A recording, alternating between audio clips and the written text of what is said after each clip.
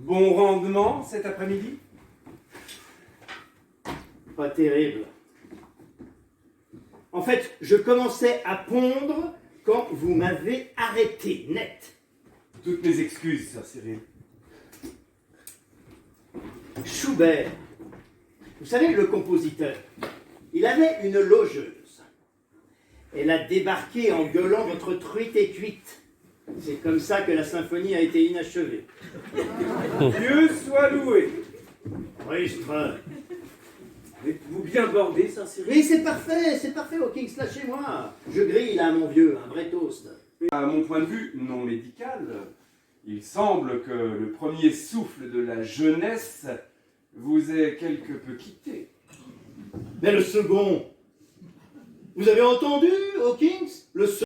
Non, votre bonheur a toujours fait ma joie, sœur Cyril. À la bonne heure. Et que ça continue.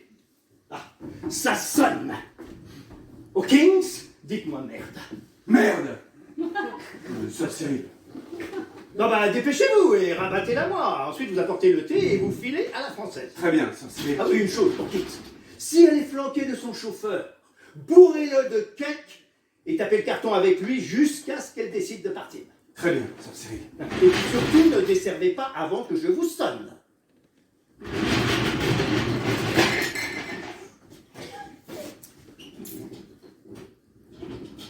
Cyril,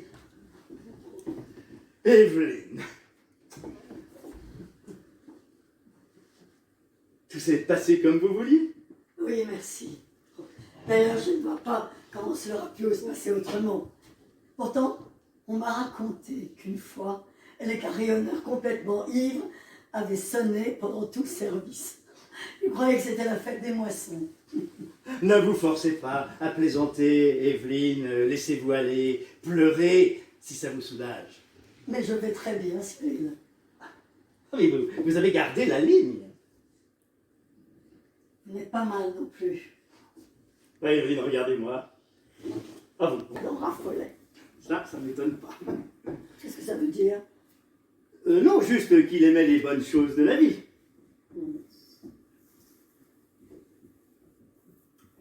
Dites-moi, à quel trou est-ce arrivé? Au 17e. L'avant-dernier. Quel dommage. Il avait un bon score? Ça vous intéresse vraiment? Mais tout ce qui vous concerne m'intéresse, très cher. Vous étiez avec lui? Non, je jouais au bridge avec des amis. Je venais de me retrouver 6 fois de suite sans atout. Quand le secrétaire a surgi. Oh bah ça tombait bien. Je ne changerai jamais. Vous n'avez Garantie.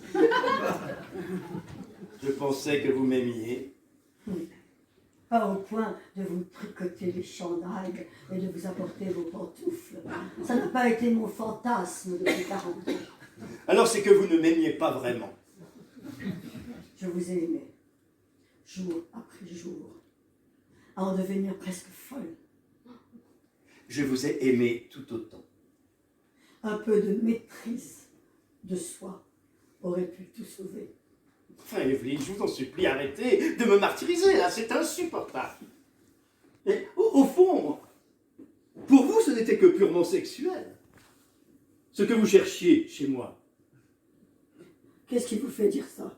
Votre attitude actuelle, si vous m'aviez aimé, vous m'auriez épousé. Mais vous ne me l'aviez pas demandé. Et qu'est-ce que je viens de faire, là, à votre avis? Vous ne comprenez vraiment rien aux femmes, Cyril. Vous avez appelé, sœur Cyril? Oui, le chauffeur de l'éditation a-t-il fini son thé? Il attend près de la voiture, milady. Merci, Hawkins. Au revoir, Cyril.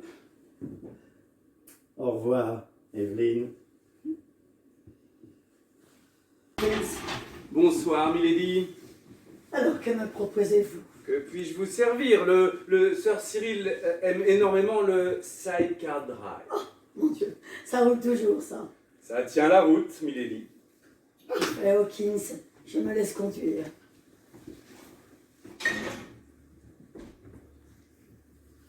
Je constatais les dégâts dans le bougainvillier quand j'installais la table pour le petit déjeuner. Et combien de temps cela a-t-il duré? Jusqu'à ce que sœur Cyril eût ferré une autre dame que sœur Christopher avait conviée sciemment. Oh, c'était une Autrichienne, la comtesse von Hornstein.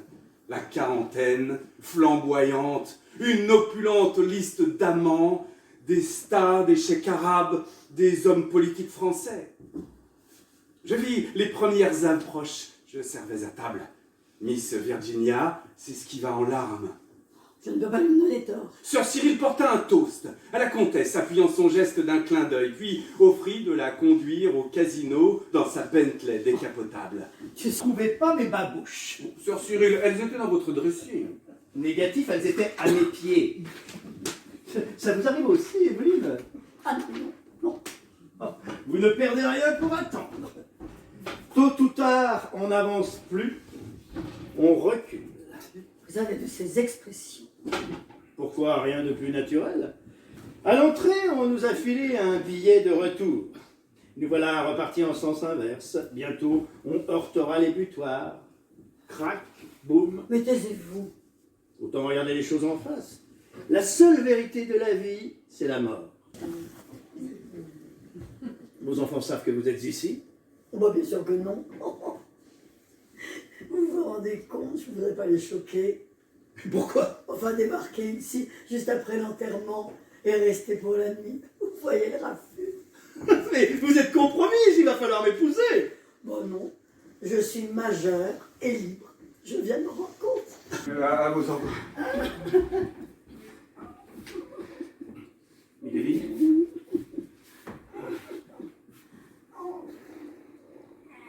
Bien, merci, ok.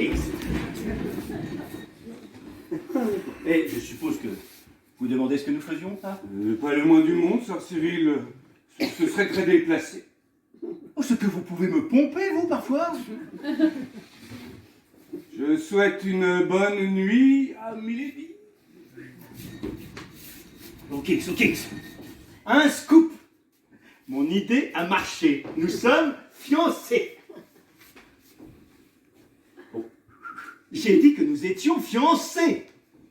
Dans ce cas, je suis au regret de vous présenter tous mes vœux de bonheur, ainsi que ma démission.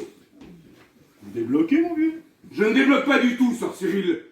C'est du fond du cœur.